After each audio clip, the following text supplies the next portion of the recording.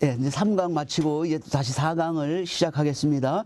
3강은 프톨레미 왕국에 대해서 이제 알아봤고, 오늘 이번 시간에는 이제 셀루쿠스 왕국에 대해서 알아볼 텐데, 아까 제가 말씀드렸던 것처럼 이 프톨레미 왕국과 셀루쿠스 왕국은 완전히 서로 대조되는 그러한 모습을 우리에게 이제 보여주고 있죠. 예, 참 재미있습니다. 이런 것들이, 그죠? 똑같으면 재미없을 텐데 완전히 다른 모습을 통해서 그 다른 결과들을 이렇게 보여주는 거를 볼 때, 이런 걸 볼 때 우리 인생에서도 참 이런 걸 통해서 마찬가지인 것 같아요. 그죠? 사람이 어떤 특성, 어떤 것이 있느냐에 따라서 그거에 맞춰서 그 사람이 하는 행동, 열매가 생길 수도 있고, 그죠? 그래서 그 열매가, 예, 어떤 열매가 나올까 하는 것들을 우리가 이런 것들을 보고, 비슷한 경우들이 상당히 많이 있습니다. 이런 경우 보면은 이 셀루쿠스 왕국하고 비슷한 데가 어디냐면은 메소포타미아 그렇거든요. 메소포타미아 아주 완전히 진짜 가장 전형적인 제국주의, 그러니까 힘으로 모든 걸 다 밀어붙이는 데가 바로 메소포타미아였거든요. 그 이제 메소포타미아도 이제 그렇게 하다 보니까 툭하면 전쟁이죠. 툭하면 전쟁이다 보니까 그렇게 해서 스스로 망한 것처럼 이 셀루쿠스 왕국도 사실은 마찬가지입니다. 수없이 많은 전쟁을 겪게 되고, 그냥 강압적으로 하다 보니까, 그러니까 자꾸 국력이 상실되면 손실되면서 망하게 되는 게 바로 이 셀루쿠스 왕국이죠. 그러나 이 출발은 셀루쿠스가 엄청 컸습니다. 예, 이 네 개의 그 왕국 중에서 가장 큰 것이 바로 이 셀루쿠스 왕국이었죠. 예, 위치만 봐도 거의 그 바벨론, 페르시아를 그대로 이어받았다고 할 수 있을 만큼 어마어마한 땅을 차지하게 됐고, 이게 또 강하다 보니까 또 뭡니까? 또 교만, 이제 이런 것들이 또 나타나는 거죠. 예. 그래서 이 왕국의 개요 큰 그림을 한번 보면은, 예, 영토가 가장 넓은 영토를 갖고 있었고, 예. 그 다음에 이제 뭐냐면은 그 헬레니즘 문화의 중심지, 헬레니즘 문화를 굉장히 그 꽃을 피우긴 했지만은, 예, 그 이유는 뭐냐면은 우월성을 강조해서, 예, 그 다른 그 피지배 민족들에게 그 강요를 한 거죠. 헬레니즘 문화를. 그렇지만은 그러다 보니까 뭐가 생깁니까? 반작용이 생기는 거죠. 무슨 일이 벌어집니까? 이 피지배 민족들이 그냥 당하지만 않고 뭐를 하는 겁니까? 독립운동을 하게 되는 거예요. 그러니까 독립운동을 하는 것은 곧 뭘 의미합니까? 전쟁을 의미하는 거죠. 이것이 어떤 한두 나라만 그런 게 아니라 한 나라 끝나고 좀 있다가 또 다른 나라 그렇고 또 다른 나라 그렇고, 그러니까 전쟁이 연속이 돼버리는 거죠. 그러니까 국력이 약해져서 나중에는 뭐예요? 결국은 로마에게 멸망을 당하게 되는 게 바로 이 셀루쿠스 왕국의 운명이었던 것이죠. 자, 그래서 이 셀루쿠스 이제 왕국 중에서도 이제 그 가장 그 유명한 왕을 보면은, 예, 안티오쿠스 3세죠. 3세. 그 프톨레미 왕국에서 가장 유명한 사람은 누구라 그랬습니까? 프톨레미 2세죠. 그죠? 2세. 형제애. 아마 이름부터 다릅니다. 이름부터. 자기 철학을 나타내는 거죠. 그 이름이. 그래서 이방 문화도 굉장히 존중해주는 사람이었지만은 이쪽 사람들은 좀 그거하고 좀 거리가 멉니다. 그래서 이 안티오쿠스 3세는, 예, 이쪽에서는 그래도 가장 위대한 그 왕이었는데, 예, 그 초기에는 굉장히 실패를 많이 했죠. 전쟁에서 많이 패했습니다. 그러나 곧 그 가장 성공적인 이제 군주가 되고, 나중에는 무슨 칭호까지 듣냐면은 대왕 칭호까지 듣는 거죠. 시리아를 정복하고 난 다음에, 시리아가 바로 그 가나안 땅하고 붙어 있는 곳 아닙니까? 예, 굉장히 중요한 지역이죠. 이게 바로 애굽과 메소포타미아를 이어주는데 굉장히 중요한 그 역할을 하는 게 바로 이 시리아 지역이죠. 그것을 안티오쿠스 3세가 점령하고 난 다음부터는 바로 대왕이라고 불릴 정도로 굉장히 성공적인 왕이었다는 거죠. 예. 그래서 이 프톨레미 3세는, 예, 이 프톨레미 4세가 죽은 다음에 이제 프톨레미 왕국이 이제 약화가 되는 거죠. 그때 이 마케도니아 왕 5세와 비밀 조약을 맺습니다. 그렇게 해서 우리가 그 다른 나라 왕국들을 물리치고 우리 해서 서로 천하를 양분하자, 이런 식으로 비밀 조약을 맺은 겁니다. 그래서 이 셀루쿠스는 바로 그 가나안 땅과 시리아 지역을 점령을 하면서 굉장히 이제 그 나라의 그 영토를 넓혀 나가는 거죠. 예. 그래서 이 안티오쿠스가 이 뭐냐면은 그 시리아를 침입해서 그 가나안 땅을 지배한 게 언제냐면은 바로 BC 200년이에요. BC 200년. 그죠? 그러니까 BC 200년을 기점으로 해서 그 전까지는 프톨레미가 가나안 땅을 점령을 했고, 그 이후는 뭐예요? 셀루쿠스가 가나안 땅을 지배하게 된 거죠. 그죠? BC 200년 요거를 경계로 해가지고 나눠진 겁니다. 자, 그래서 그 처음 이제 그 프톨레미 셀루쿠스 안티오쿠스 몇 세입니까? 3세죠. 3세가. 그죠?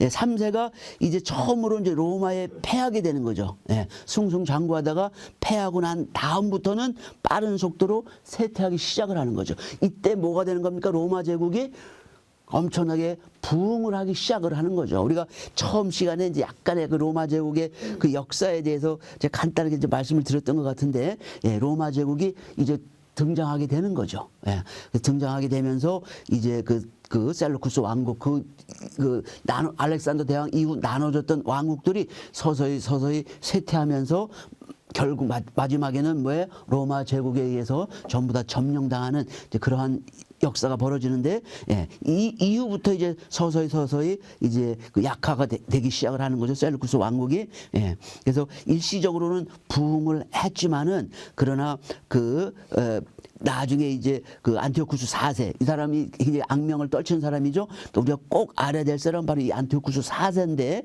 이 사람이 BC 64년입니다. BC 64년에 무슨 일이 벌어졌냐 하면은 마카비 혁명이 167년부터 164년 사이에 일어나는 거죠. 그래서 마카비 혁명이 성공적으로 이루어지면서 이 안티오쿠스 4세가 어떻게 됩니까?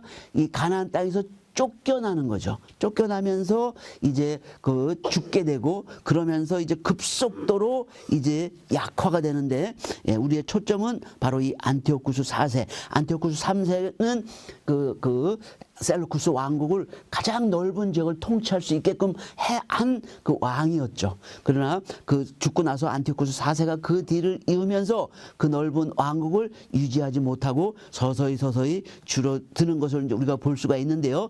이 안티오쿠스 4세는 이제 성경에도 등장하는 그러한 사람입니다. 예, 그래서 보면은 이제 안티오쿠스 4세는 이름부터 한번 재미있는데 뭐냐면 에피파네스.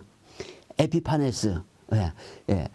아까 그 프톨레미 몇 세입니까? 2세죠. 그죠? 그 2세하고는 완전히 별명 자체도 달라. 프톨레미 2세는 뭡니까? 형제애. 그죠? 예. 필로델포스. 이렇게 있는데, 이 사람은 별명이 뭐냐면은 에피파네스. 그 뜻이 뭐냐면은 신의 현현이라는 뜻인 거예요. 그러니까 쉽게 얘기하면은 자기가 뭐라는 거예요? 이 땅에 내려온 신이라는 거예요. 이 말이 되는 겁니까? 이러할 정도로 이 사람이, 그래서 뭐라고도 불리는 거예요? 광인, 미친놈이라고도 불리는 거예요. 미친놈이라고.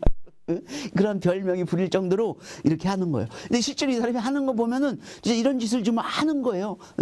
예. 그래서 이제 그 안티오쿠스 3세 셋째 아들로, 예, 이 BC 190년에 이제 로마 전쟁에서 졌지 않습니까? 이때 안티오쿠스 4세가 인질로 로마에 잡혀가는 거예요. 그래서 잡혀가서 이제 거기서 뭘 배우는 겁니까?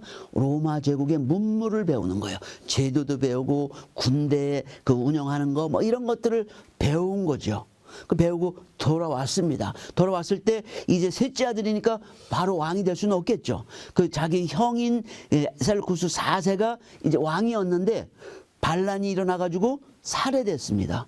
그럴 때 안티오쿠스 4세가 이제 일어나가지고 그 반란군들을 쫓아내고 이제 자기가 이제 왕위에 오른 거죠. 뭐 이런 거 자세하게 여러분 알 필요는 없고요. 하여튼 예, 수업 시간이니까 뭐 이런 식으로 흘러가는구나. 예, 그렇게만 그냥 들으시면 돼요. 예. 그래서 이제 중요한 것은 이제 바로 이제 이런 부분들이에요. 안티오쿠스 4세에 대해서 알아야 될 것은, 예. 이 안티오쿠스 4세가 무슨 정책을 펼쳤냐 하면은 헬레니즘화 정책을 펼친 거예요. 모든 이방 민족에게 헬레니즘 문화를 심어가지고, 헬레니즘 문화가 꽃피우는, 그걸로 통일시키는 그러한 정책을 펼친 거예요. 그렇게 되면 어떻게 되겠습니까? 당연히 기존의 피지배 정복 민족들하고 뭐가 생기겠어요? 충돌이 생길 수밖에 없는 거죠. 특히 유대 민족하고는 굉장히 심한 갈등이 일어난 거죠. 왜? 유대 민족은 유일신을 믿는 민족이었기 때문에 이 성전에 대해서 그 하나님을 믿는 신앙에 대해서만큼은 조금도 양보할 수 없었던 것이 바로 유대인들의 그 자세였던 거죠. 그러나 이제 이것이 이제 바로 일어나는 건 아니고 서서히 단계가 흘러가면서 이제 일어나게 되는데, 이제 처음에는 어떻게 되냐면은 그 유대 민족 안에서도 둘로 분열하기 시작이 되는 거예요. 안티오쿠스가 이제 그 가나안 땅을 점령하면서 헬레니즘화 정책을 펼치니까 거기에 동조하는 파들이 있고 또 거기에 저항하는 파들이 있는 거죠. 그래서 이 하시딘 파는 뭐예요? 예, 이 의미는, 그 문자적인 의미는 독실한 자들 또는 경건한 자들, 이런 의미가 있어요. 하시딘 파들이. 예, 그러니까 뭐예요? 유대 전통을 고수하고자 하는 자들이에요. 그러니까 이 사람들은 그 율법, 에스라 이후, 에스라가 2차 포로기한 때 와서 뭐 합니까? 율법을 가르치잖아요. 그죠? 그래서 그 전통이 쭉 살아가지고 그 율법을 배워서 그 율법대로 살고자 하는 사람들의 무리가 있었던 거예요. 그 사람들은 평민이었습니다. 그래서 그 사람들이 나중에 누가 되느냐 하면은 하시딘 파가 되는 거예요. 그 독실한 자들, 경건한 자들이 되는 거죠. 그리고 그 반대편에 누가 있습니까? 그 헬레니즘을 받아들이는 그러한 개혁파, 둘로 나누어진 거죠. 그 둘 사이에 어떻게 되는 겁니까? 치열한 다툼이 벌어지게 되는 거죠. 그리고 나중에 이제 마카비 혁명이 일어날 때 그 혁명의 중심에 섰던 사람들이 누구냐면은 당연히 개혁파는 아니겠죠, 그죠? 하시딘, 이 사람들이 그 마카비 혁명의 중심에 선 사람들이에요. 그러니까 이 사람들은 어떤 사람이냐면은 말씀을 위해서는 어떻게 하겠다는 거예요? 내 목숨도 아끼지 않겠다. 이렇게 하는 사람들이 바로 이 하시딘 파들이에요. 그러니까 이 안티오쿠스 4세가 이 하시딘 파하고 어떻게 되는가, 앞으로 충돌하는 일들이 앞으로 굉장히 많이 벌어지겠죠, 그죠? 예. 그래서 이 하시딘 파에 대해서 우리가 좀 주목을 할 필요가 있는 거죠. 그래서 나중에 이제 하시딘 파들이 나중에 이제 어떻게 되냐면은, 이 하시딘 파들이 나중에 누가 되냐면은 바리새인들이 되는 거예요. 바리새인들 특징은 뭐예요? 율법을 연구하는 사람들이잖아요, 그죠? 그래서 율법을 연구해가지고 율법을 해석하다 보니까 그것이 점점점 쌓여가지고 나중에 뭐가 되는 거예요? 구전 율법이 되는 거예요. 장로들의 전통이 되는 겁니다. 이 하시딘 파들이. 그리고 그 하시딘 파의 일부가 뭐가 되냐면은 에세네파가 되는 거예요. 에세네파는 뭡니까? 쿰란에서 살던 사람들이죠. 그죠? 예. 그거는 좀 이따 다시 설명이 될 테니까. 하여튼 그 맥락이 그렇게 쭉 연결이 된다는 거예요. 그죠? 예. 그러니까 이 성경에 나오는 이 바리새파, 사두개파, 이런 것들을 아시려면은 바로 이런 역사의 흐름을 파악을 하셔야 되는 거예요. 그죠? 그래서 이 뿌리는 어디냐? 하시딤이라는 거. 바리새파의 뿌리는 하시딤이고, 또 사두개파의 뿌리는 어디예요? 사두개파의 뿌리는 이 개혁파인 거예요. 개혁파. 그러니까 제사장들도 여기에 들어가 있는 거예요. 왜 제사장들이 여기 들어갔을까요? 제사장들의 가장 중요한 건 뭡니까? 제사고. 그러니까 제사를 드리려다니까 어떻게 해야 되는 거예요? 성전을 지켜야 되는 거죠. 근데 성전을 자기네 힘으로 지킬 수 있겠어요? 안 되는 거죠. 누구의 도움이 필요합니까? 정복자들의 도움이 필요한 거예요. 그러니까 어떻게 합니까? 로마 제국에 의지할 수밖에 없는 거고, 또 여기 셀루쿠스 왕국에 의지할 수밖에 없는 거예요. 대신 또 이 사람들은 또 뭐예요?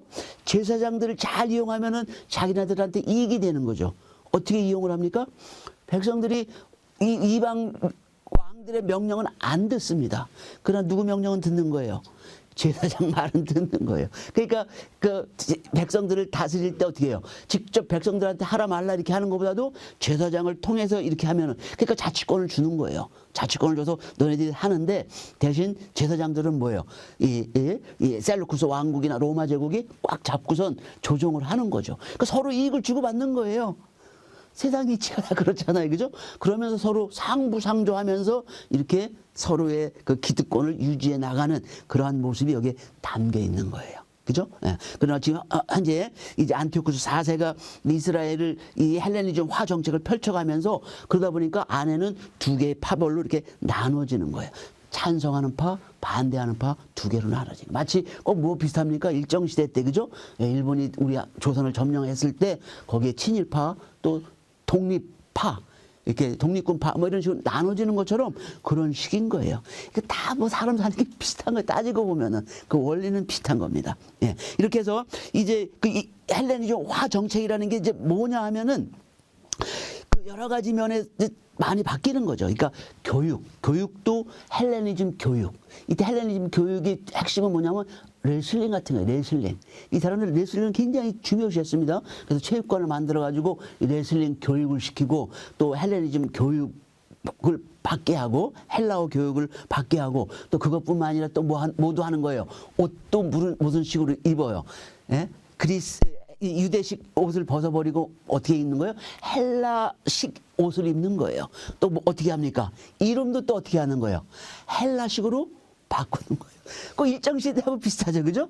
예. 그러니까 이 생활 패턴을 그렇게 헬레니즘화 시키는 거예요. 이 개혁파들이 하는 모습은. 그죠? 근데 여기서 결정적으로 중요한 게 뭐냐면은 바로 이 대제사장. 대제사장은 누구만이 될 수 있는 거예요? 대제사장은 사독의 후손들만 될 수 있는 거예요. 사독 가문. 제사장이지만은 모든 제사장이 다 대제사장이 될 수 있는 건 아니죠.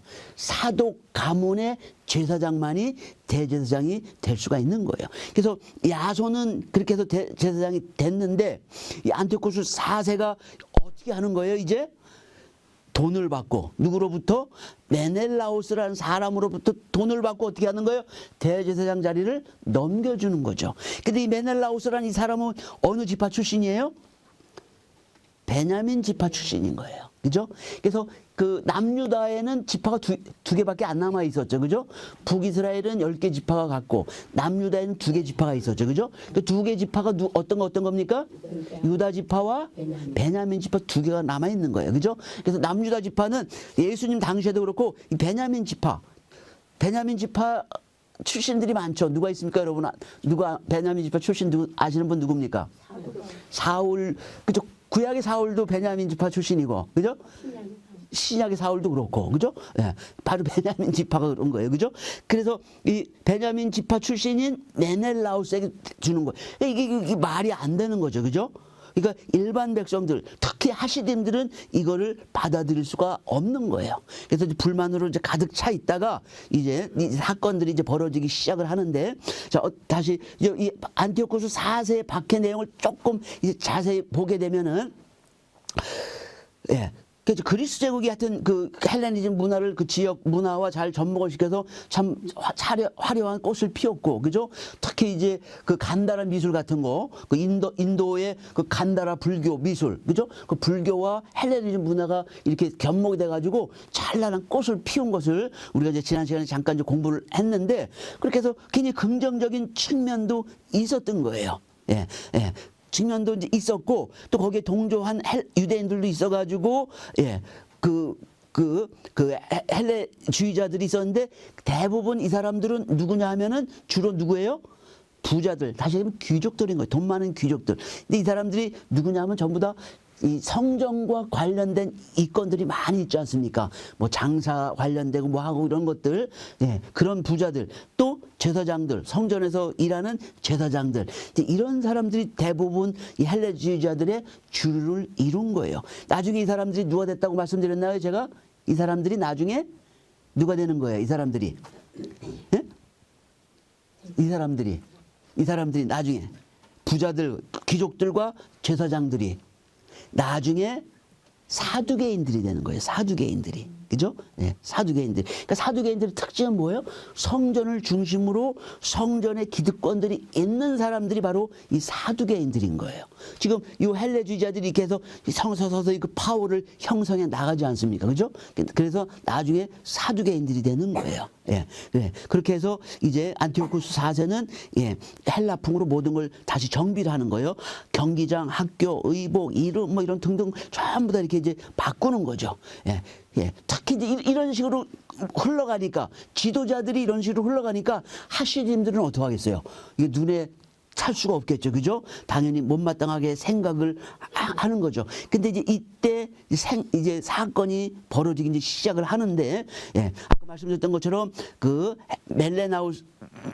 메넬라우스가 이 돈을 주고선 대제사장이 되고 대제사장이었던 야손을 쫓아내게 되면서 이제는 이게 이제 막 그 공개적으로 이제 충돌이 시작이 되는 거죠.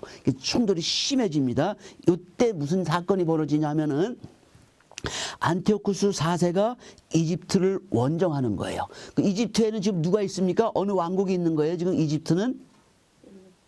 아니죠. 이집트는 프톨레미 왕국이 있는 거죠. 그죠? 예, 프톨레미. 그러니까 이집트를 근거로 하는 왕국은 프톨레미예요. 그죠? 그래서 BC 200년까지는 프톨레미 왕국이 가나안까지 영토를 확장해가지고 통치를 하고 있었던 거예요. 근데 이제 BC 200년 이후에는 셀루쿠스 왕국이 영토를 확장을 해서 가나안 땅까지를 점령하고 있고, 그때 프톨레미 왕국은 어떻게 돼요? 영토가 북쪽으로 들어가지고 애굽 땅만 다스리고 있었던 거예요. 그런 차이가 있는 겁니다. 예. 그래서 그 이집트 원정을 했다는 건 뭐예요? 프톨레미까지 점령하려는 욕심이 있었던 거죠. 그런데 소문이 들었습니다. 무슨 소문이 들었냐면은 안티오쿠스 4세가 전쟁하다가 전사했다는 소문이 드는 거예요. 사실이 아니라 소문이 들었던 겁니다. 그러니까 그 소문을 듣고 이제 어떻게 하는 거예요? 백성들의 지지를 얻은 야손이 어떻게 합니까? 반란을 일으켜가지고 메넬라우스를 몰아낸 거예요. 대제사장 자리에서 쫓아낸 겁니다. 그 소문이 애굽에 있는 안티오쿠스 4세의 귀에 들어오게 된 거죠. 그래서 안티오쿠스 4세는 이번 계기를 해서 어떻게 하겠다는 거예요? 이스라엘 유대인들이 주장하는 그 전통 그 유대 문화를 완전히 휩쓸어 버리고, 예, 왕국 자체를 이제 완전히 헬레니즘 문화로 통일을 시켜서 나라를 이끌어가겠다, 이렇게 굳게 결심을 한 거예요. 옛날에는 조금 주저하고 할까 말까 막 이렇게 망설였는데 워낙 유대인들 반발이 크니까, 근데 이제 이 사건을 계기로 해가지고 결심을 한 거죠. 근데 또 이렇게 했던 이유 중에 하나는 뭐예요? 로마의 세력이 점점 커져가는 거예요. 바로 BC 190년에 그 이 안티오쿠스 3세가 한번 패배를 당하지 않습니까? 그 이후로부터 국력이 점점 줄어드는데, 아, 이렇게 해갖고는 안 되겠다. 더 헬레니즘 그 정신을 고취해서 한마음 한뜻으로 뭉쳐야 되겠다. 이러한 생각을 갖게 된 거죠. 그렇게 해서 예루살렘으로 돌아와가지고 어떻게 하는 겁니까? 다시 야손을 쫓아내가지고 메넬라우스를 복직을 시킨 거예요. 복직을 시킨 거로만 끝나는 게 아니라 여기에서 이제 온갖 만행을 다 저지르는 겁니다. 가장 대표적인 게 뭘 하는 겁니까? 성전을 더럽히는 거예요. 물론 민간인들도 대량 학살을 하고 했지만은 이 성전을 오염을 시키는 거죠. 유대인들에게는 절대 일어나서는 안 될 일을 지금 안티오쿠스 4세가 지금 하고 있는 거죠. 그래서 그 내용을 보면은 예, 안티오쿠스의 헬라화 정책은 대부분 유대인들의 반발을 사게 되죠. 왜냐하면 그 율시를 믿는 유대인들의 그 종교 생활을 방해하든가 금지를 시키는 거니까 그것을 유지할 수가 없는 거죠. 더군다나 대제사장으로다가 메넬라우스를 한 거에 대해서는 받아들일 수가 없었던 거죠. 그래서 여기에 대해서 안티오쿠스는 유대교를 소멸시키려고 작정을 한 거죠. 그래서 어떻게 하냐면은 희생제사를 금지시키는 거예요. 그죠? 성전의 가장 중심 기능이 이 제사 지내는 건데 이거를 금지시키는 거예요. 그리고 또 유대인들을 뭐예요? 할례를 못하게 막습니다. 그죠? 태어난 지 8일 때 모든 유대인들은 할례를 받아야 되는데 이거를 못하게 하는 거예요. 그리고 안식일과 절기들을 지키지 못하게 하는 거예요. 그러니까 유대교의 핵심적인 것을 못하게 하는 거죠. 그것뿐만이 아닙니다. 토라 율법책을 찍고 불사릅니다. 또 돼지고기를 먹도록 하는 거예요. 그죠? 그 율법에 따르면은 돼지고기는 먹으면 안 되죠. 그죠? 예. 그 대세김질을 하고 굽이 갈라진 그러한 동물만 먹어야 되는데 돼지고기를 억지로 먹게 만드는 거예요. 그리고 우상을 뭐예요? 각처에 만들어 가지고 제사를 드리게 하고, 또 우상을 또 어디까지 만듭니까? 성전 안에도 우상을 만드는 거예요. 예. 그래서 성전들에 뭡니까? 제우스 동상을 세웠습니다. 그리고 또 자기의 동상도 만들어서 거기에 세운 거예요. 그러니까 에피파네스가 그랬다고 그랬죠. 그죠? 그 모습 의미가 뭐라는 거예요? 신의 현현, 신이 이 땅에 내려온 사람이라는 거예요. 그러니까 자기 동상도 만들어 가지고 성전에다가 이렇게 세운 거예요. 그리고 이 예루살렘뿐만 아니라 전 유대 땅에 엄청난 박해가 따랐는데 그 이야기가 잘 나와 있는 것이 바로 엘르아살과 일곱 형제의 순교 이야기. 그러니까 이 사람들은 너희 신을 부정하라. 그러면 내가 살려주겠다. 이렇게 하는 거예요. 일곱 형제들이. 근데 형부터 막내 일곱째까지 나는 할 수 없다. 할 수 없다. 다 그 보는 앞에서 죽고 마지막에 그 엄마까지도 죽음을 당하는 그 이야기가 어디 나와 있습니까? 제2 마카비서 아까 우리가 그 제2경전에 속해 있는 책이 있죠. 그 제1 마카비, 제2 마카비 서가 있는데 바로 제2 마카비의 그런 이야기가 있는 거예요. 예. 그러니까 이때 일어난 일들을 마카비 혁명이라고 그러잖아요. 바로 그 마카비서예요. 그 시대의 그 이야기를 기록해 놓은 거예요. 그죠? 그러니까 이 마카비서 같은 경우는 우리가 마카비 혁명을 잘 이해하려면은 한 번 정도는 읽어볼 필요가 있죠. 이런 부분들은. 그죠? 뭐 카톨릭 성경이니까 안 읽어. 이게 아니라 우리는 그걸 성경으로 읽는 게 아니라 요 당시에 이 시대를 설명해주는 이야기 책으로서 한 번 정도 읽어볼 만한 가치는 있습니다. 이런 책들이. 예. 여기에 보면 이런 이야기들이 나오는 거예요. 엄청난 박해가 생긴 거죠. 그죠? 그러니까 사람들이 어떻게 합니까? 예, 이제 그 예루살렘을 떠나고 또 큰 대도시 가면 박해가 있거든요. 그러니까 시골로 도망을 가서 거기서 사는 거죠. 그렇게 사는데 이제 문제가 터지기 시작을 하는 거죠.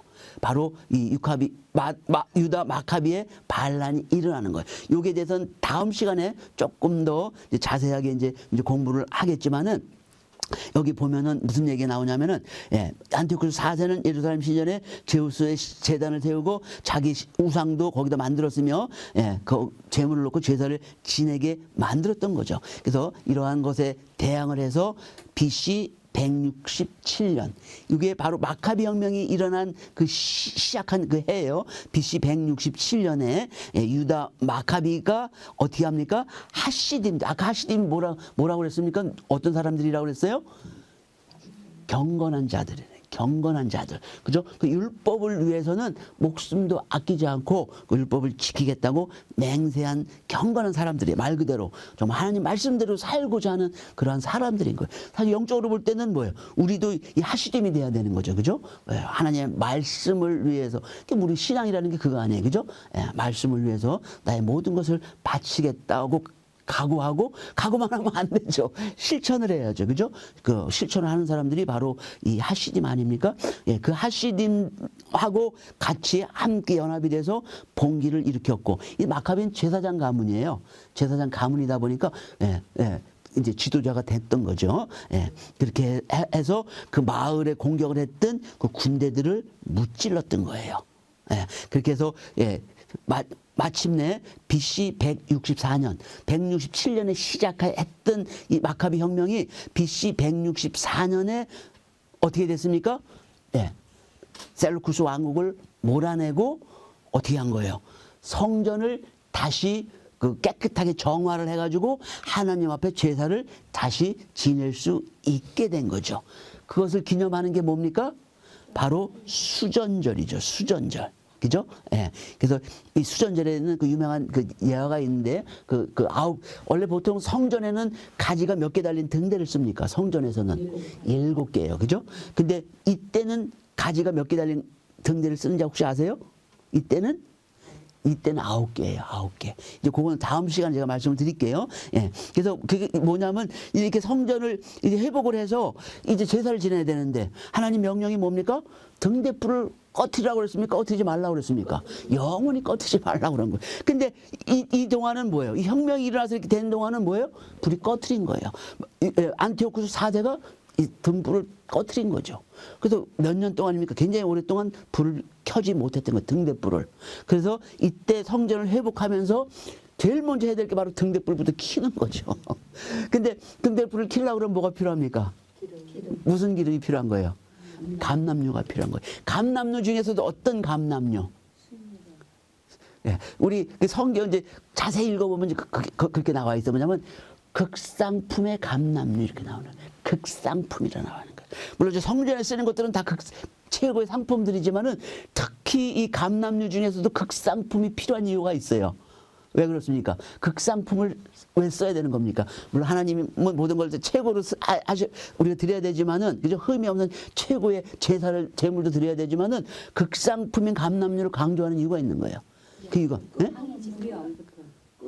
그 그림이에요, 그 그림. 불이야 조금 뭐 품질이 떨어져도 불은 붙죠, 그죠? 근데 품질이 떨어지는 감람류에 불을 붙이면 뭐가 많이 나는 거예요? 그름이 많이 생기는 거예요. 그름. 이 성전에 꺼트리지 않고 계속 그걸 태워야 되는데 그름이 많이 나면 어떻게 되겠어요? 이 성전이. 예?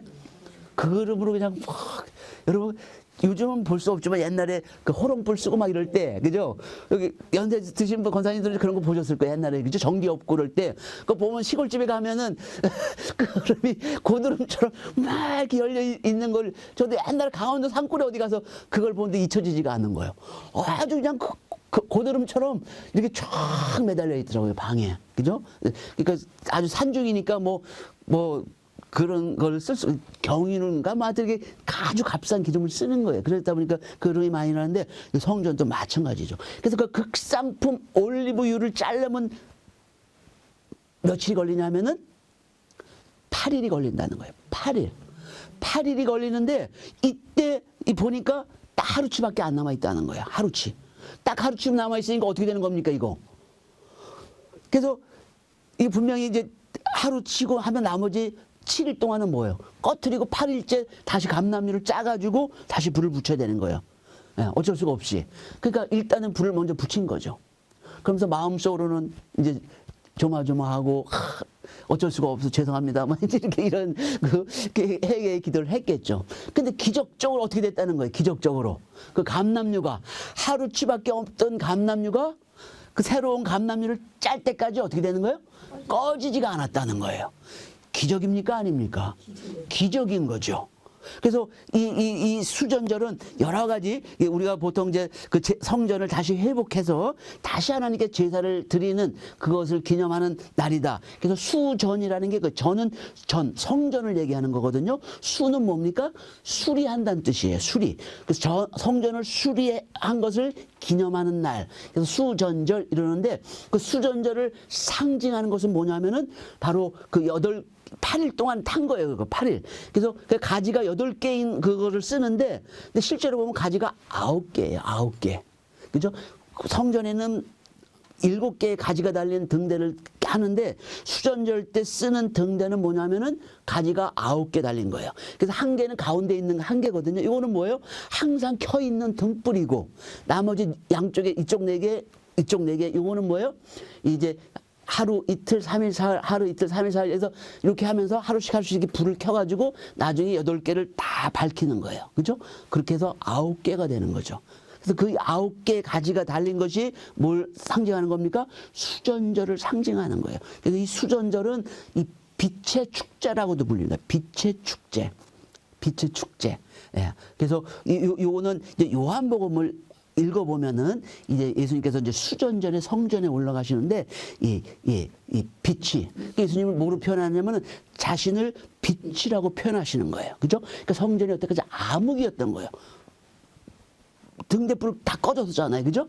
근데 이 수전절에 이 불을 비침으로 해서 8일 동안 기적적으로 다 탄 거 아닙니까? 그죠? 그래서 그때 예수님께서 말씀하실 때 그 비유를 하실 때 자기를 세상에 빛이라 이렇게 표현하는 게 바로 이것과 관련이 있는 거예요. 그죠? 그러니까 우리가 요한복음을 읽을 때 수전절에 예수님이 성전에 올라가셨는데 그냥 우리는 그냥 예수님이 수전절에 성전에 올라가셨구나 이렇게만 알고 있는 거예요. 이제 그렇게만 알고 있으면 뭐예요? 굉장히 표면만 아는 거죠, 그거는. 뭐 그거를 그렇게 해서 기억하시면 굉장하신 것이지만은 그래서 이제 우리는 그래도 구속사 박사 과정인데, 예. 우리는 거기까지만 알면 안 되고 한 단계 더 아셔야 되는 거예요. 뭐까지 아셔야 되는 거예요? 예. 예수님께서 수전절에 올라가셔가지고 뭘 하셨냐 이거예요? 설교를 하신 거예요. 그죠? 무슨 설교를 했냐? 바로 예수님이 뭐라는 거예요? 세상의 빛이라는 거예요. 근데 왜 빛 얘기를 하셨을까요? 빛이 뭐하고 관련되어 있기 때문에 수전절하고 관련이 되어 있기 때문에 그 말씀을 하신 거예요. 그죠? 수전절이 빛 빛의 축제라고 하는 거에 대해서 이해가 되시죠? 그죠? 그래서 지금도 이스라엘 사람들이 이 수전절을 기념할 때는 뭐예요? 가지가 9개 달린 거 놓고선 세계 각지에서 막 불꽃놀이도 하고 뭐 레이저 요즘 뭐 그 막 그 하는 거 많이 있잖아요. 그 할 때 반드시 등장하는 게 가지가 9개 달린 거예요. 그죠? 그 뭘 상징하냐면은 그 감람류가 8일 동안 탄 거를 얘기를 하는 거예요. 그래서 이 수전절은 빛의 축제라고도 불린다 이거예요. 근데 그것이 뭐하고 연결될 수 있는 거예요? 예수님의 가르침, 요한복음에 수전절에 올라가셔서 행하셨던 그 가르침하고 연결이 되는 거예요. 그죠? 그러니까 이게 의미가 없는 게 아니에요. 전부 다 짜임새 있게 딱 짜서 요한복음이 구성이 돼 있는 거예요. 그죠? 근데 문제는 뭔가요? 문제는 우리가 그걸 모르는 거죠. 그 다 돼 있는데 우리가 그걸 모를 뿐인 거예요. 그죠? 그러니까 우리가 자꾸 이제 공부를 하는 게 사실 그런 겁니다. 그죠? 이렇게 해서 하나씩 하나씩 그 성경에 담겨 있는 것들을 이렇게 찾아서 읽게 되면 뭐예요? 예. 깨달음이 이제 많이 늘어나게 되는 거죠. 그죠? 그 깨달음이 이제 깊어질수록 우리가 말씀에 정말 그 참모습으로 한 걸음 한 걸음 다가가게 되는 거죠. 그죠? 그게 필요한 거죠, 우리가. 그죠? 그래서 그냥 말씀을, 그 수박 겉핥 가면 수박의 참맛을 느낄 수 있어요? 느낄 수가 없는 거예요. 그죠? 수박을 깨가지고 딱 해서 그 빨간, 달콤한 그 맛있는 그 벌건 그 속살을 크게 먹을 때 그 수박의 참맛을 느낄 수가 있는 거죠. 사실 성경도 그렇습니다. 그죠? 이 성경의 참맛. 그러니까 우리가 성경을 제대로 이해하기에 우리가 모르는 것들이 사실 너무 많은 거예요. 저도 마찬가지예요. 그래서 항상 이 보면은 내가 모르는 게 너무 많고 하는 걸 늘 느끼는 거예요. 예? 그래서, 예. 근데 그런 걸, 사실 또 그런 걸 느낄 때 우리가 뭐 할 수가 있어요? 공부할 수가 있는 거지. 그냥 어떤 분들은 뭔 소리야. 내가 신앙생활을 20년, 30년 했고, 내가 지금 성경을 올해로다가, 102번 읽었구만. 이렇게 하시는 분들이 있는 거예요. 근데 그렇게 한 것도 사실은 뭐 자랑할 만하긴 하죠. 그죠? 그러나 우리가 좀 더 올바른 신앙인, 예, 정말 참된 그 말씀으로 무장된 사람이 되려면 어떻게 돼야 되는 거예요? 그죠? 예, 그렇게 양적으로 이렇게 읽어야 되지만은 또 그것을 또 질적으로 과연 여기에 한 말씀 한 말씀에 어떠한 그 의미가 담겨 있는지, 하나님께서 그 말씀을 하실 때 어떤 의미를 포함시켜서 말씀을 하고 있는지 우리가 그걸 깨달을 때 어떻게 되는 거예요? 여기 말씀을 우리가 올바로 알게 되는 거죠. 그죠? 그렇게 해야 사실은 그 말씀이 내 속에서 역사를 하게 되는 거죠. 그 말씀에 그럴 때 그 참맛을 우리가 느끼게 되는 거예요. 그죠? 예. 그 수박의 맛을 알듯이, 예, 바로 이런 것들이 바로 이제 우리가 공부하는 목적 중에 하나가 바로 이런 것들이에요. 그죠? 단순히 우리가 그 뭐 그리스 그 왕국의 역사를 배우기 위해서 뭐 이렇게 하는 게 아니라, 이런 것들이 결국은 뭐예요? 전부 다 성경이 다 반영이 되어 있는 거예요. 배경으로다가. 성경에서 이걸 직접으로 설명하고 있지는 않습니다. 그죠? 왜 예수님께서 나는 세상의 빛이라 이렇게 하셨는지 설명을 하고 있지는 않아요. 그렇지만 그 배경을 볼 때, 우리가 그 배경을 이해하게 되면은, 이렇게 해서 예수님이 하셨구나. 예수님이 바보가 아닌데 그냥 아무 때나 그냥 쓸데없는 말을 막 그렇게 하시는 분이 아니라는 거예요. 그죠? 그 때와 장소에 맞는, 그죠? 시기에 맞는 아주 적절한 말씀을 딱딱 하고 계시는 거예요. 우리가 그런 걸 느끼게 되면은 정말 성경이 놀랍다는 것을 알 수가 있는 거죠. 그죠? 그래서 수전절뿐만 아니라 그런 것들이 많이 있어요. 초막절이나 이런 것도 마찬가지예요. 예수님이 초막절에는 뭐라고 말씀하셨습니까? 예루살렘에 올라가셔가지고 목마른 자들아 다 내게로 오라, 그 말씀을 하신 거예요. 왜 초막절 때 하필 그 말씀을 하셨을까요? 그 초막절하고 관련이 있어요.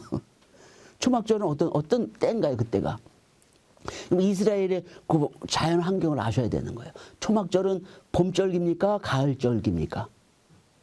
초막절이. 봄절기, 가을절기.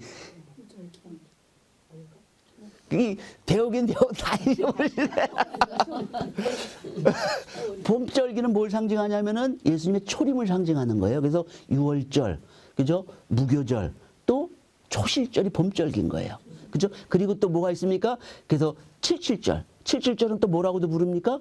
오순절이라고 부르고. 오순절은 뭘 상징합니까? 성령 강림이에요. 예수님 초림 오셔가지고, 그죠? 부활하시고, 승천하시고 난 다음에, 예, 며칠 만에? 50일 만에. 그러니까 50일은 어디부터 50일이냐면은 부활하신 다음부터 50일이고 승천하신 다음부터는 며칠 만에? 예, 10일 만에 오순절 성령 강림이 한 거예요. 그렇죠? 그 역사에 그때부터 교회가 시작이 된 거예요. 그래서 지금 우리는 뭘 기다리는 겁니까? 예수님의 재림을 기다리는 거예요. 그래서 가을절기가 바로 예수님의 재림을 상징하는 거거든요. 뭡니까? 가을절기 뭐로 시작하는 거예요? 나팔절로 시작하죠. 나팔절. 나팔절은 뭘 상징하는 거예요? 나팔은 언제 봅니까? 예수님 재림하실 때 뭐예요? 천사장의 호령과 나팔 소리가 더불어 예수님께서 오시는 거죠. 그죠? 근데 그 나팔 소리가 뭘 상징한, 그냥 실제로 뭐 천사들이 뭐 군대처럼 뭐 나팔을 빰빠라빰빰빰 이렇게 불고 오시지는 않겠죠. 그죠? 그러니까 뭔가를 상징하는 게 있는 거예요. 그죠? 근데 그거는 이제 우리가 이 성경에 대한 이해가 깊어지면 질수록 그걸 깨닫게 되겠지만 일단은 그 깊은 것보다도 일단 표면이 뭘 얘기하는지 우리가 알아야 되는 거죠. 그 초실절이, 그죠? 나팔절이 그거예요. 나팔절 다음에 뭘 합니까? 나팔절 다음에? 아니죠. 그 중간에 뭐가 하나 있죠. 나팔절 다음에 가을절기. 다 잊어버리신 거예요. 생계에 바쁘시다 보니까 다 잊어버리신 거예요. 대속제일이잖아요. 7월 10일 대속. 7월 1일이 나팔절이고 7월 10일이 대속제일이고. 대속제일은 말 그대로 뭐 하는 거예요? 죄를 사해주는 날이잖아요. 하나님께서, 그죠? 이스라엘 백성들이 죄를 1년에 한꺼번에 팍 그냥 다 쓰레기통에 다 버리시는 날이 얼마나 감사합니까? 그죠? 그러니까 1년을 다시 또 새롭게 시작을 하는 거예요. 그것을 예수님이 오실 때는 뭐예요? 대속제일이 뭐라는 거예요? 그러니까 구원받는 사람에게는 구원의 날이고 심판받는 사람에게는 뭐예요? 심판의 날이 되는 거예요. 그죠? 예수님 오시면 뭐 합니까? 백보자 심판을 하잖아요. 그죠? 그게 바로 그 대속제일이 의미하는 거예요. 그리고 나서 또 그 다음은 뭡니까? 마지막 7대 절기의 마지막은 그게 이제 장막절인 거예요. 장막절, 초막절인 거죠. 그래서 초막은 뭐예요? 하나님의 장막이 마지막 때 이 땅에 내려오죠. 그걸 뭐라고 부릅니까? 우리는 새 예루살렘 성인 거예요. 하나님의 장막인 새 예루살렘 성이 내려오는 거예요. 거기 우리가 들어가야 되는 거죠. 그죠? 거기서 잔치를 하는 거죠. 이게 직접 이제 어떻게 하는 거 우리가? 하나님의 얼굴을 대면에서 본다고는 계시록 22장에 보면 나와 있어요. 지금 우리가 알 수가 없잖아요. 그죠? 근데 그때는 어떻게 한다는 거예요? 얼굴을 대면에서 우리가 본다는 거예요. 보면서 그걸 보는 거로만 끝나는 게 아니라 이제 뭐로 하는 거예요? 거기서 축제를 하는 거죠. 그죠? 네. 근데 이제 그 절기를 볼 때 봄절기, 가을절기. 그래서 봄절기가 끝나게 되면 어떻게 됩니까? 이스라엘은 뭐가 오는 거예요? 건기가 오는 거예요. 건기. 비 한 방울 안 내리는 건기가 옵니다. 근데 가을절기가 끝나게 되면 이스라엘은 뭐로 바뀌는 거예요? 우기로 바뀌는 거예요. 뭐가 필요한 거예요? 비가 내려야 농사를 짓게 되는 거잖아요. 그죠? 그래서 이 초막절, 장막절에는 8일 동안 합니다. 초막절, 장막절은 8일 동안 지내는데 이때 뭘 하냐면은 금쟁반에다가 물을 떠오는 겁니다. 어디서 떠옵니까? 떠오는 거는 실로암 샘에서 떠오는 거예요. 그 실로암 물이 어디서 내려오는 거예요? 기온샘에서 내려오는 거예요. 굉장히 영적인 물입니다. 이게 기온샘은. 예? 그 물을 실로암에서 퍼가지고 매일 하나님께 그 물을 드리는 거예요. 전제로 부어드리는 거잖아요. 그죠? 보통 그 포도주나 독주를 이렇게 제사를 지내지만은 전제로 물도 어떻게 해요? 물도 드리는 언제만? 바로 이 수전절 때만. 왜 그러는 겁니까? 이 물을 들이물 해가지고 어떻게 하라는 거예요? 하나님께 기원을 하는 거죠. 뭘 기원하는 겁니까? 이제 우기가 시작이 되는데 비가 안 내리면 어떻게 되는 거예요? 비가 안 내리면은 이스라엘이 망하는 거지. 농사를 져야 되는데 이스라엘은 비가 내려야 되는 거예요. 거기 강이 요단강도 있긴 있지만 요단강이 필요 있습니까? 쓸모가 없는 거예요. 왜? 저 아래로 흐릅니다. 지하 200m, 400m 아래로 흐르는 거예요. 그 물을 어떻게 퍼가지고 농사짓는 데 쓰겠어요? 물이 소용이 없어요. 애굽이나 메소포타미아는 다 큰 강들이 있어가지고 그 강물을 끌어 들어가 농사를 짓잖아요. 그러니까 거기는 강이 크고 그러니까 땅도 넓고 평평하고 그런 땅이 있으니까 뭐 식량 생산이 어마어마한 거예요. 그러니까 찬란한 문명이 형성이 된 거예요. 근데 가나안은 그러질 못해요. 가나안은 오직 어디만 바라보는 거예요? 하늘만 바라보는 거예요. 비가 내려야 되는 거예요. 그러니까 우기가 되는데 비가 안 내리면 어떻게 해요? 농사를 못 지면 어떻게 돼? 망하는 거예요. 그러니까 이게 뭘 내는 거예요? 응? 하나님, 이번 그 농사철도 잘 비를 이른 비 늦은 비를 충족하게 내려주셔가지고 농사를 잘 짓게 해주십시오 하는 게 바로 그 수전절이거든요. 바로 그 수전절인 거예요. 수전절이 아니라 장막절인 거예요. 장막절. 그래서 그러니까 장막절은 가뭄의 끝에 있는 거예요. 그러니까 이때는 뭐예요? 모든 것들이 사람도 그렇고 가축도 그렇고 식물도 그렇고 뭐 어떻게 되는 거예요? 물이 없어서 다 목이 말라 있는 상태인 거죠. 사람도 물이 없습니다. 겨울에 내린 물을 모아놓은 물웅덩이에도 물이 다 말라버린 거예요. 다 물물물물물물 이러고 다니는 거예요. 소도 그렇고 양도 그렇고 물물물물 식물도 누렇게 말라 비틀어져. 사람도 뭐 목이 말라가지고 그렇게 하는데 이때 예수님께서 뭐라고 말씀하시는 거예요? 이때 응? 목마른 자들아 다 그럼 귀에 들어오겠어요? 안 들어오겠어요? 그게 쏙쏙 들어오는 거예요. 사람들이 그렇게 예수님이 그렇게 말씀하셨다니까요. 그러니까 수전절, 초막절 이런 것들이 전부 다 그렇게 연관되어 있는 거예요. 아무 의미 없이 그냥 뭐 수전절이 나오고 초막절이 나오는 게 아니라 그런 의미 전부 다 그렇게 관련되어 있는 거예요. 그런 걸 우리가 깨닫게 되면은 그죠? 성경을 읽는 게 어떻게 됩니까? 수준이 달라지는 거예요. 수준이. 그렇지 않습니까? 그죠? 누구한테 가르쳐 주도 이렇게 이런 말씀을 야 정말 성경을 그렇게 해야 사실 예수님이 하시고 싶은 그 말씀의 의도를 우리가 제대로 이해를 하는 거죠. 제대로 이해하고 제대로 가르쳐 주는 거죠, 우리가. 그런 것이 필요한 겁니다. 그죠? 바로 이런 걸 배우는 이유가 바로 그런 거예요. 이런 것들이 성경에 다 기록이 돼 있으면 뭐 이런 걸 배울 필요가 없죠. 근데 성경에 기록이 안 돼 있는 거예요. 그러니까 어떻게 해야 돼요? 따로 우리가 공부를 해야 되는 거예요. 예. 그래서 뭔가 남보다 더 앞서서 또 남을 인도하고 지도하려고 하는 분들은 어떻게 해야 되는 거예요? 이런 것들을 아셔야 되는 거죠. 그죠? 그래야 남들 지도할 수가. 남들 하는 것처럼 똑같이 그냥 문자만 가지고 이렇게 하는 거는 누구나 다 할 수 있어요. 그죠? 글 못 읽는 사람이 누가 있습니까? 다 읽는 거죠. 그죠? 그게 필요한 게 아니라 뭐가 필요한 거예요? 이 글을 어떻게 성경 말씀을 어떻게 해요? 해설을 해줄 줄 알아야 되는 거예요. 이게 무슨 뜻인지를 해설을 해줄 줄 알아야 되는 거죠. 그게 중요한 거예요. 그게 핵심인 거예요. 그죠? 예. 그래서 우리 공부하는 이유가 바로 그런 거죠. 예. 그래서 이 마카비 반란에 대해서는 이제 다음 시간에 하고 이 마카비 혁명과 더불어 뭐가 형성이 되냐면은 하스모니아 왕가가 형성이 되는 거예요. 유대의 독립 국가가 형성이 되는 거예요. 그죠? 그러니까 유대인들이 굉장히 자부심을 느끼는 하스모니아 왕가. 그래서 그거는 다음 시간에 다음 주에 이제 배우기로 하겠습니다. 그래서 4강을 마치겠습니다. 혹시 질문 있으신가요? 질문? 네, 우리 그 기도하고 마치겠습니다. 사랑의 아버지 하나님 감사합니다. 저희들 오늘 그리스 왕국의 분열에 대해서 배웠습니다.